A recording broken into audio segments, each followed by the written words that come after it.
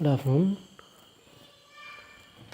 We were discussing about a projectile, and in the last class we got expression for the path of the projectile, and we have proved that a projectile goes in a parabolic path. So now today we have a few topics. One is a time of flight of projectile. Another one is time of maximum height. So let's first consider time of maximum height. We all know that a projectile, when it is projected upward, its height increases and it reaches a maximum height. The y component of the velocity is what? Taking the body upward. So when it reaches the maximum height, the y component of velocity becomes 0. After that it comes down. So the idea here we are using is the time taken by the projectile to reach maximum height. While it is calculating time taken to reach the maximum height, at that condition the y component of velocity is 0, because after that there is no upward motion of the object. So Vy is 0. We had the equation Vy is equal to V sin theta minus gt. This comes from V is equal to u plus at equation, and we have already generated this. Vy is equal to V u sin theta minus gt. Initial velocity u sin theta minus gt. So here is when time becomes maximum time, this Vy becomes 0. So that's what we written here. Vy is equal to 0. Then u sin theta minus gt becomes Tm.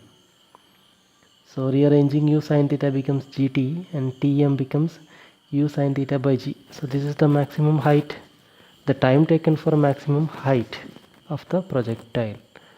So when you throw a body upward, the projectile goes with an initial velocity u at an initial angle theta. If you know these two, you can find the time taken by the projectile to reach the maximum height. Another one idea we need is a time of flight. Time of flight means the total time in which the body is in air, is in flight. So that means you throw the body, it goes in the parabolic path, comes down, it reaches the ground again. This time, total time taken by this projectile, is called the time of flight. It is represented as Tf.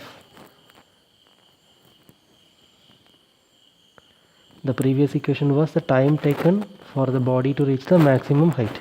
That is what represented as T suffix m, Tm, maximum time. Here time of flight, the time taken to reach the ground back. So here the idea we are using is, when time becomes time of flight, T becomes Tf. The height of the projectile is 0 because it comes on the ground itself. So the height, which is y, is equal to 0 when t is equal to Tf. So y equation we have u sin theta t minus half gt square, coming from the equation s equal to ut plus half at square. So y is u sin theta t minus half gt square. Y is 0 when t is Tf. Substituting this, rearranging this, we get the equation Tf is equal to 2u sin theta by g. We get the equation 2u sin theta by g. Compare the equation of time of maximum height, that was u sin theta by g.